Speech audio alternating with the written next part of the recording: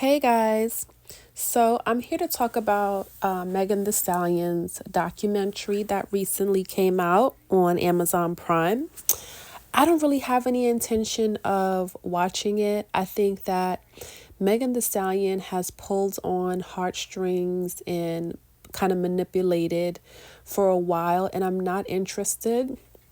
I'm not one of those people that don't believe that she got shot, but I just don't believe I can relate to her anymore.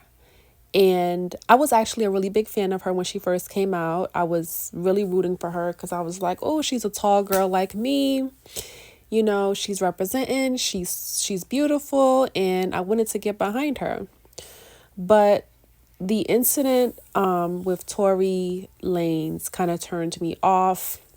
Not that I'm not in support of her, but as she recently admitted in the documentary, well, actually, other sources are claiming that she actually did admit to lying about to Gayle King when she with the in the court document. So actually, it's not really a revelation, but a lot of people are talking about it now. The fact that she did admit to lying about her intimate relationship with Tory. And it is something that's revealed in the documentary as well that she admitted to lying. So, and that's okay. So, my account of, kind of a summary of what the documentary was about is I watched a couple of other sources. I did not watch it. I don't really intend to watch it.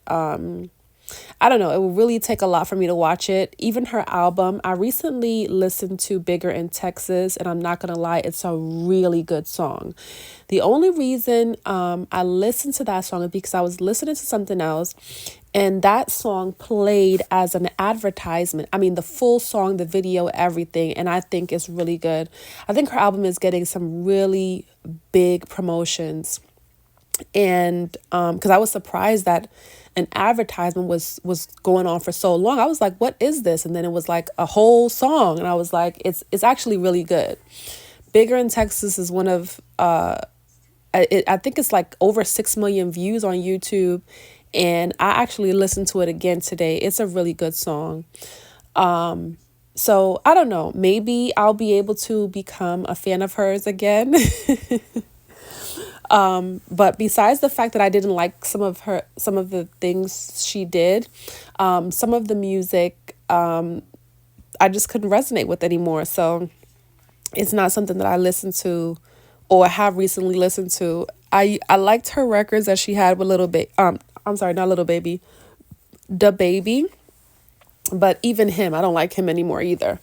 So I don't listen to those records anymore. But Bigger in Texas, I could rock with. The song that she has with Flo Milli, that actually is also a dope song as well. Flo Milli, for whatever reason, when I first heard that song, so listening to Bigger in Texas caused me to go listen to the next song, which was suggested, which was the one with Flo Milli. I'm forgetting the name of it, but it's a dope song too. For whatever reason, when I was listening to the song, though, I thought it was Lotto. And then I looked and I was like, oh, it's Flo Milli. Anyway, as far as the documentary, I listened to what other sources were saying about this documentary, and they were saying, you're gonna cry, and it takes you through her whole journey as far as coming up as an artist, her mother kind of helping her to get to a certain point, and then her mom passing away. And some sources are alluding to the fact that maybe Megan didn't even know that her mom, was kind of dealing with this sickness. And I don't know, and I think that's the reason why I'm not really compelled to watch the documentary, is because we have seen Megan omit things or purposely say things in a certain way in order to manipulate us to believe a certain thing. I don't really know. Even if Megan told us, hey, I didn't know that my mom was sick. I didn't know that she was going to pass away. I didn't know she was dealing with this. I don't know if I would fully believe her, because it seems like her career has been built up upon that. It's like this whole I don't know kind of thing in order to enhance the story and make it even bigger and kind of pull, like, pull on the public's heartstrings. So I just really don't have any time for that, to be dragged through all of that. I'll go watch a drama movie for all of that. I just feel like it's too much. It's like, just to add some kind of something, some spice to the story. I don't really believe in the documentary. I don't know if it's going to really be a genuine encounter of who she really is. I think that's the problem as to why I'm hesitating to watch the documentary. I'm not invested. I'm not invested. And I mean, I like Nicki as an artist. I don't even think I would watch a Nicki Minaj documentary at this point. I don't think I'm ready to do that. I think a Nicki Minaj documentary will probably be more interesting to me a little bit later. Maybe like when she's really, really, not as big as I mean, Nicki Minaj is still a huge artist. So, I don't know, I kind of feel like everything is played out in front of us. So anyway, she admitted that she lied to Gayle King, and I think that was I did see that clip where she said, and I feel like, oh my God, this was such a play on our intelligence and a play on our emotions, right? Megan Thee Stallion, in that clip, from what I saw, she had no makeup on. And I think it was almost supposed to be as if like, hey, this is my true self, And she was like, oh, it was when she was drunk. And it was only like, she said it was only like once or twice. So I just feel like she's still playing the whole thing down. She's still going as far as saying, I was drunk. And it's like, that's not something to play with, because saying you're intoxicated is almost like insinuating that, you weren't really of a clear mind to consent. So that's why I can't get invested or get behind Megan Thee Stallion, because it seems like, and now it almost seems like, now it's just like, okay, did you really get shot? Because it's like, girl, you didn't sleep with him once. You didn't sleep with him twice. And the reason why I don't believe it was once or twice is because the bodyguard, there was a certain point where Kelsey was fighting or trying to get into the argument, or like kind of insert herself, because Megan and Tory were fighting or arguing, and Kelsey was trying to insert herself. And the bodyguard said to Kelsey, no, they do this all the time. So you trying to tell me somebody that you slept with once or twice, the bodyguard has seen this type of interaction with you, and you've only slept with them once or twice? And then not only that, I remember someone saying that they've even went on vacation together. They've traveled together. Megan Thee Stallion's former stylist, EJ, has seen Tory and Megan hang out with each other. There's still pictures online of Megan and Tory at the Rock Nation brunch, where Tory is behind Megan Thee Stallion. And you have so many interactions, and it was over a course of a couple of months. So you're telling me you only slept with that person twice? So I think that's, even though she's acting like, hey, this is my true self, I think we're still not getting her true self. And we don't have to. I mean, we really don't have to.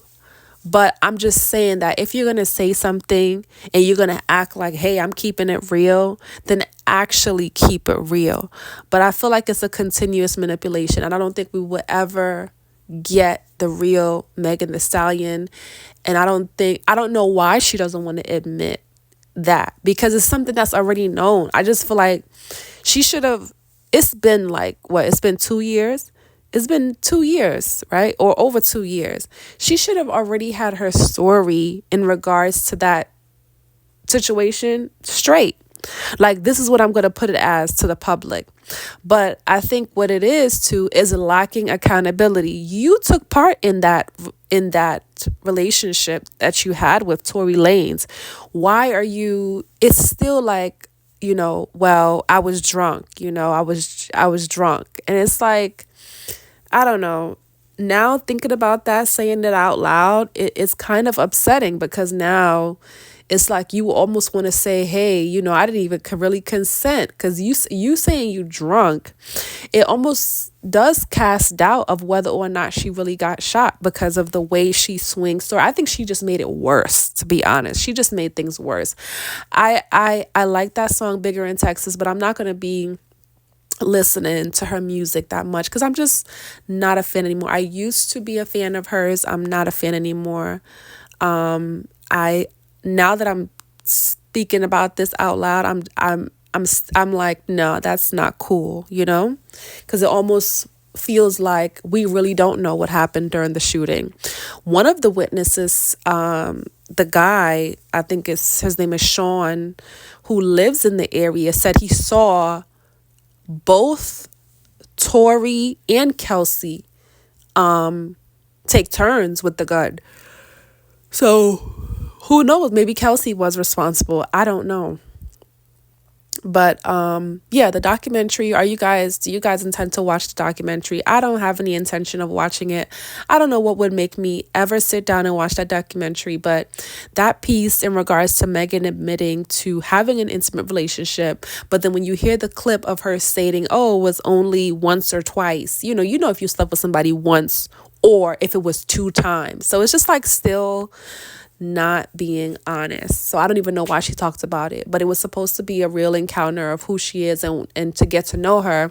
And it's around the same time as her album being released. So I think it's in order to help her album sales. But, I don't know. I think it's a bit of manipulation. I don't think it's, a genuine encounter of who she is, though I definitely feel some empathy for her in regards to everything she has been going through, because she doesn't have either of her parents. Her dad passed away when she was younger, and then her mom passed away just before she became a star, and her mom worked with her and believed in her. So hopefully she is now surrounded by all of the right people and, some sort of family where she can, get things into a healthy place as far as her mental health and everything like that. So what do you guys think? Are you going to be watching the documentary? Are